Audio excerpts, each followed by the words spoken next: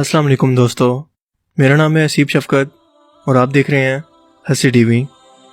अरब की सरजमीन पर एक साहबी रसूल थे जिनका नाम था ज़रार बिन अज़वर, और शायद ये नाम आपने आज से पहले कभी नहीं सुना होगा क्योंकि तारीख़ के अंदर इनका बहुत कम जिक्र मौजूद है। लेकिन ये इतने बहादुर इंसान थे कि इस दौर के अंदर दुश्मन भी इनके नाम से कांपते थे और इनके रास्ते में आने से कतराते थे। जब जंग होती तो सारे दुश्मन और फौजें ज़रा और जंगी लिबास पहनकर जंग लड़ते थे, लेकिन आफरीन हज़रत ज़रार पर कि ज़रा पहनना तो दरकनार, वो अपना कुर्ता भी उतार कर लड़ते थे।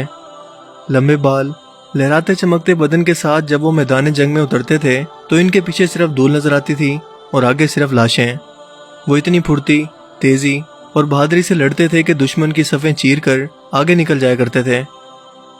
इनकी बहादुरी की वजह से बेशुमार मरतबा हज़रत खालिद बिन वलीद रज़ी अल्लाह तआला अन्हु ने बेसाख्ता न सिर्फ इनकी तारीफ की बल्कि इन्हें इनाम और कराम से भी नवाजा। अपने दुश्मनों में वो नंगे बदन वाला के नाम से मशहूर थे।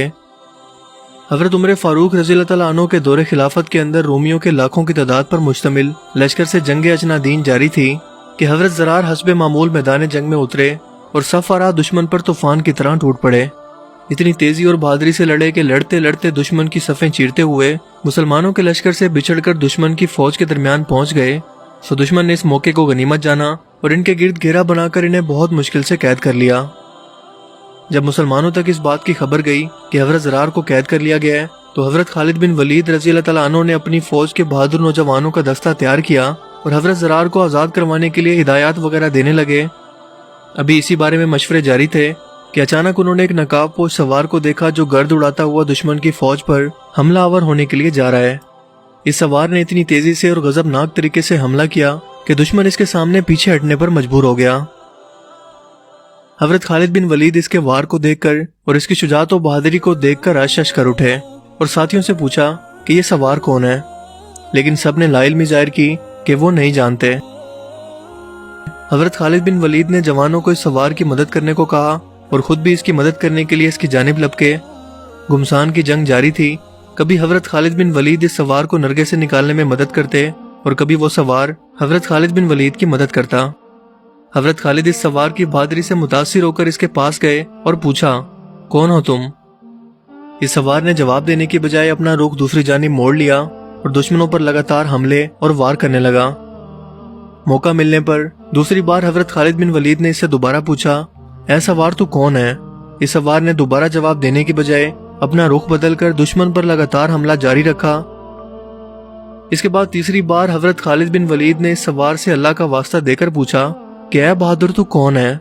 तो नकाब के पीछे से एक लड़की की आवाज आई कि मैं ज़रार की बहन खौला बिनते अज़वर हूँ और इस वक्त तक चैन से नहीं बैठूंगी जब तक कि अपने भाई को आजाद नहीं करवा लेती।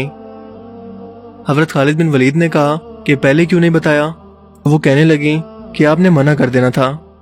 हज़रत खालिद ने कहा कि आपको आने की क्या जरूरत थी, हम थे तो सही आजाद करवाने के लिए। तो हज़रत खौला ने जवाब दिया कि जब भाइयों पर मुसीबत आती है तो बहनें ही आगे आया करती हैं। और फिर मुसलमानों और हज़रत खौला ने मिलकर हज़रत ज़रार को आजाद करवा कर ही दम लिया।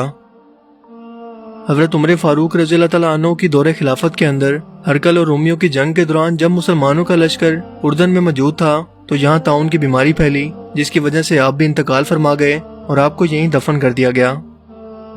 आपकी कब्र मुबारक उर्दन में ही मौजूद है, जिसके अंदर एक छोटा सा सुराख है और उसके अंदर से हर वक्त एक खुशबू मुसलसल आती रहती है जो कि 1400 साल से आज तक नहीं रुकी। ये थे तारीख के असल हीरो जिनके बारे में शायद हमारी ज्यादातर मुसलमान उम्मत नाम से भी वाकिफ नहीं है।